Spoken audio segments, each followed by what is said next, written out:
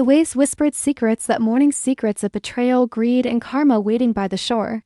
She stood proudly on the balcony of my beach house, wine in hand, claiming it as her own. Cameras flashed, guests laughed, and she posed like the queen of a stolen kingdom. To the world she had won. But as the tide began to rise, so did the truth. What she didn't know was that beneath those perfect waves and polished lies, something was coming for her, something that would make her realize that you can steal walls, but never escape what haunts them. The ocean remembers. And this time, karma was not just watching, it was walking toward her doorstep. The beach house had once been my mother's dream, built with her hands, her laughter echoing through every polished wall. It stood as a monument of love and patience, a sanctuary by the ocean that had carried our family's happiest summers. But after her death, everything changed. Greed came wearing perfume and heels. My Aunt Victoria smiled through her grief, her voice dripping with sympathy, while quietly rewriting the will behind closed doors. She said I was too young to handle responsibility, but she'd take care of it for me. I was 18, naive, heartbroken, and too drowned in funeral tears to notice her claws closing around everything my mother left. By the time I realized, the house was no longer mine. Years passed. Victoria renovated it, painted it white, threw parties under the same roof where my mother used to bake bread on Sunday mornings. The laughter was different now, loud, expensive, empty. Every photograph she took on that balcony was a knife turned in silence, but karma doesn't rush. It watches, counts, and waits.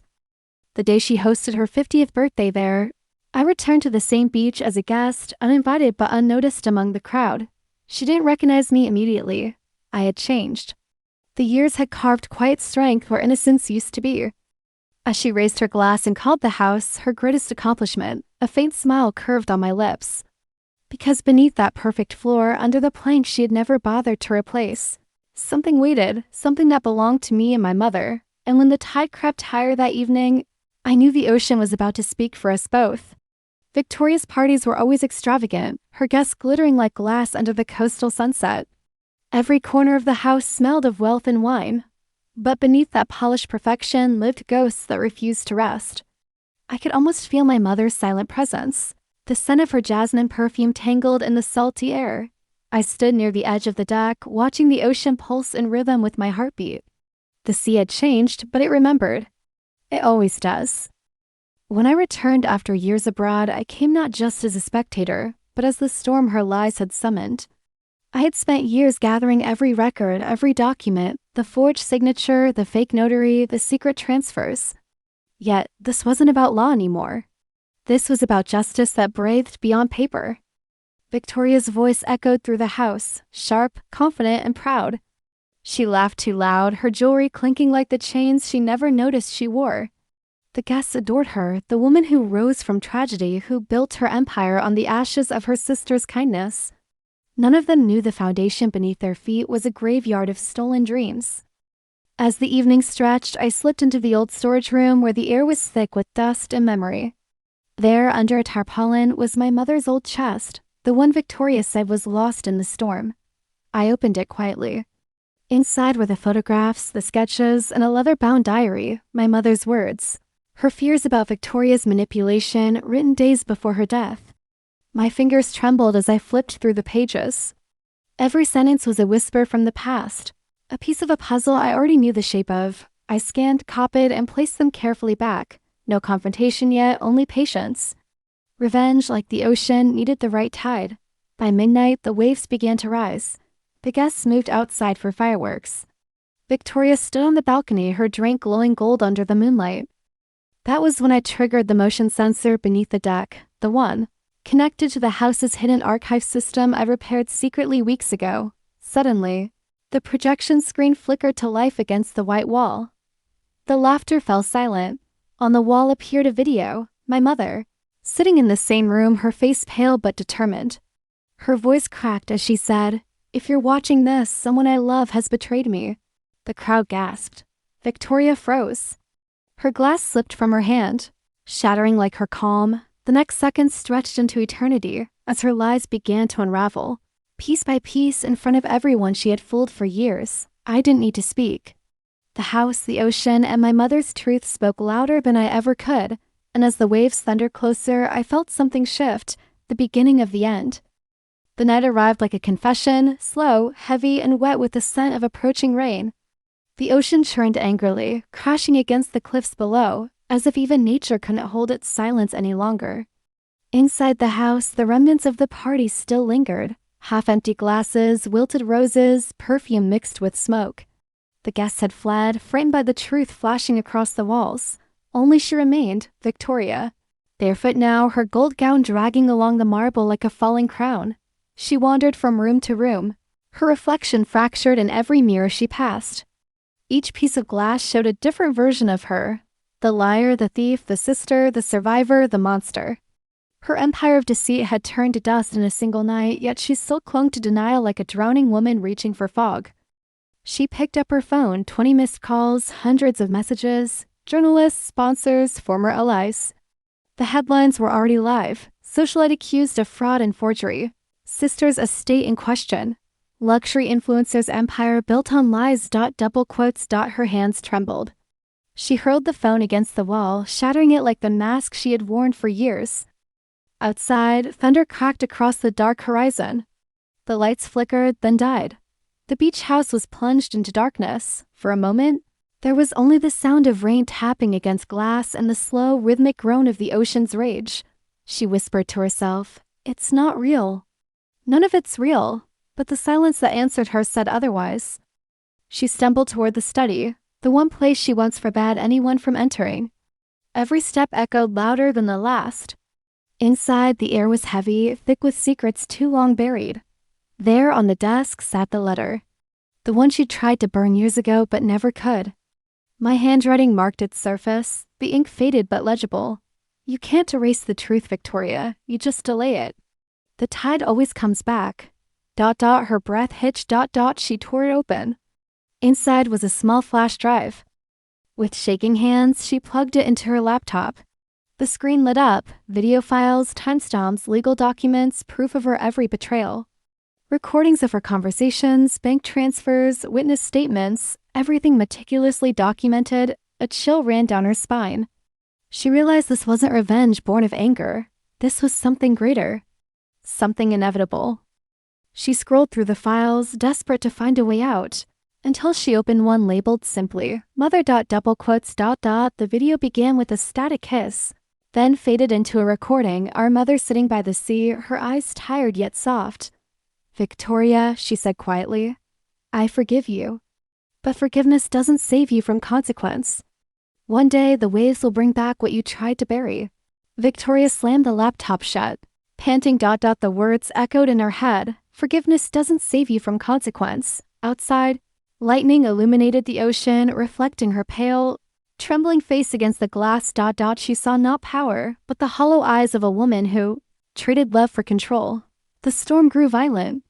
The windows rattled, the wind howled through the cracks, and somewhere deep inside the walls, the old house groaned like it was alive, remembering everything. And then the power surged again.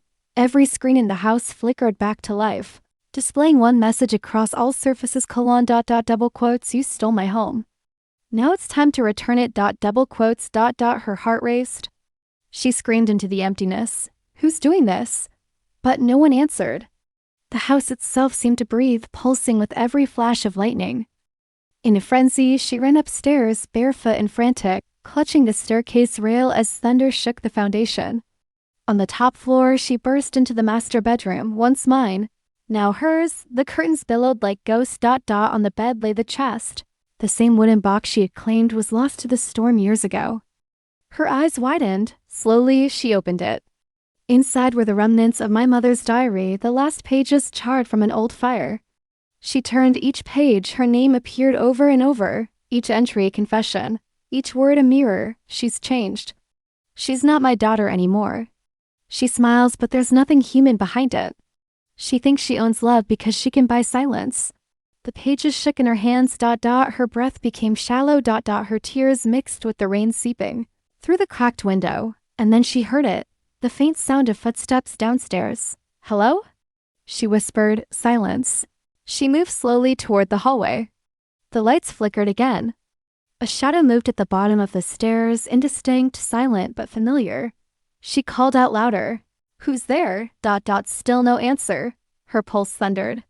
She descended one step at a time, gripping the rail, her eyes scanning the flickering lights below. When she reached the living room, she froze.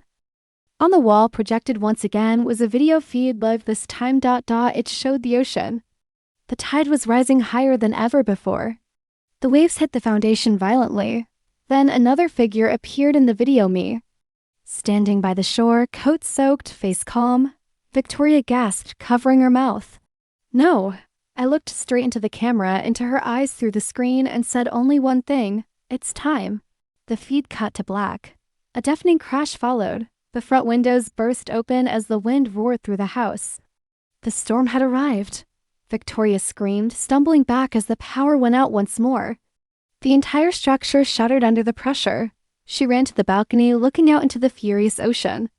Lightning illuminated the waves. They had climbed far higher than they ever should. And beneath the waterline, something gleamed, the metallic edge of the old support beams that had been corroding for years. Weakened by neglect, the same beams she refused to repair when she took ownership, now. They were giving way. The house began to tilt, groaning like a dying creature.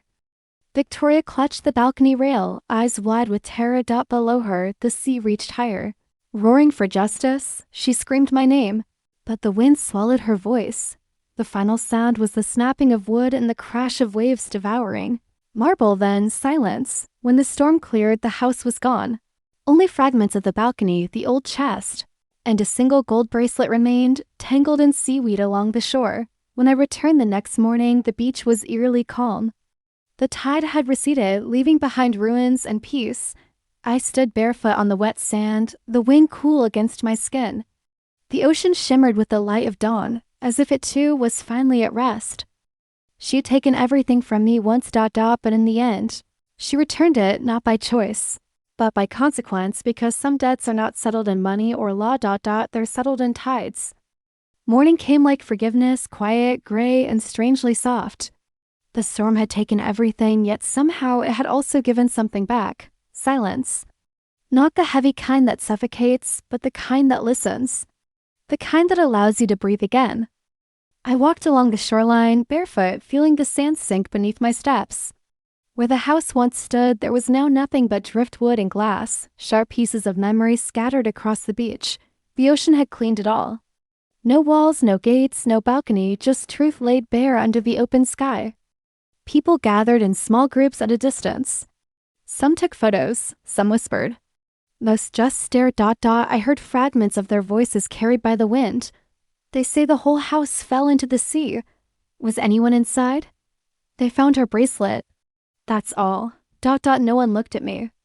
They didn't recognize me anymore, maybe because grief changes your face. Maybe because peace does too. I wasn't here to mourn her. I was here to understand her. Because even after everything she did, there was still a piece of me that remembered the sister who used to braid my hair when we were kids, who laughed until dawn, who said she'd always protect me. The woman who stole my home wasn't the same one who once shared my heart. I knelt by the water, tracing the edge of a seashell half buried in the sand. It shimmered faintly, cracked but beautiful. Like all things that survive storms. Behind me, police tape fluttered in the wind. The investigation had already begun. They found financial trails, frauds, and hidden accounts, but no body. Some said the sea took her. Some said she vanished before it fell. I didn't need to know. Because karma doesn't always show you its final act. Sometimes it just lets you feel it. The house, her haven, my home, it was gone. But something else had survived. Something stronger than walls. The truth. In the weeks that followed, the town changed. People spoke softer, treated one another differently. Neighbors who once whispered behind closed doors now greeted each other with empathy. The scandal had shaken them, not because of the fall of a socialite, but because of what it revealed about all of us. Everyone wanted to own something, a house, a name, a life, but no one wanted to earn it, and in her destruction they saw their own reflection. I rebuilt, but not with wood or marble. I rebuilt with silence. I sold the remaining land to the Coast Guard and used the money to start something she could never understand. A fund for people who had lost their homes to deception, manipulation, or betrayal.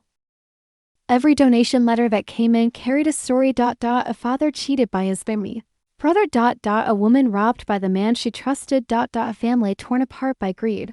And every time I read one, I felt less alone. The beach that once symbolized my downfall had become the birthplace of redemption, not just mine, but for others too. Sometimes late at night, I walk by the same shore. The tide hums softly now like an old friend. The moon casts a pale light over the water, and I swear I can still hear her voice carried in the wind, not angry, not proud, just tired. I'm sorry. Maybe it's imagination, maybe it's guilt, or maybe it's just the ocean reminding me that even in punishment, there is grace. A year later, a storm washed up something strange, a small piece of the balcony railing rusted, coral clinging to it like veins of memory. I brought it home, cleaned it, and placed it by my window. Not as a trophy, but as a reminder, you can rebuild a house, but you can't rebuild trust once it's drowned. Now every dawn feels like a new beginning. The beach glows gold again. Children play where once the waves screamed. Life, as it always does, continues. I watch them sometimes, their laughter rising against the same. See that once devoured everything, and I realize the world doesn't stop for your pain, it moves with it, and if you listen closely, you'll hear that the same waves that destroyed you are the ones that teach you to stand again. Years later, a journalist tracked me down for an interview, he asked, "Do you ever miss her?" I smiled faintly. I miss the person she was before she forgot who she was. He hesitated. Do you think justice was served? I looked at the ocean beyond my window. Endless, alive, merciless, and fair. Justice doesn't arrive with noise, I said softly. It arrives when you stop waiting for it, double quotes, The video went viral again. Clips of the night her empire fell, edited with dramatic music. People called it poetic justice, karma, divine punishment, but I never saw it that way, because real karma isn't cinematic. It's quiet, it's patient. It doesn't break things, it reveals them. And that's what the storm did, It revealed who she really was, and perhaps who I had become too. Now, when the tide rises, I no longer fear it, I walk toward it, because I know the sea doesn't take what it doesn't own. And though she thought she owned my beach house, the truth was simple, it was never just a house. It was a reflection of the choices we make and the consequences we deny. The ocean only claimed what was already broken, and in doing so, it gave me back what mattered most, freedom. When I leave flowers by the shore each year, I whisper one line to the wind, the same one my mother once wrote. The tide always comes back, and it always does with peace, with truth, with karma, ringing softly through the salt and the silence, moral impact ending, sometimes losing everything is not a tragedy. It's the only way to see what was real. You can steal walls, signatures, even bloodlines, but you can never steal destiny. Because destiny, like the tide, always finds its way home.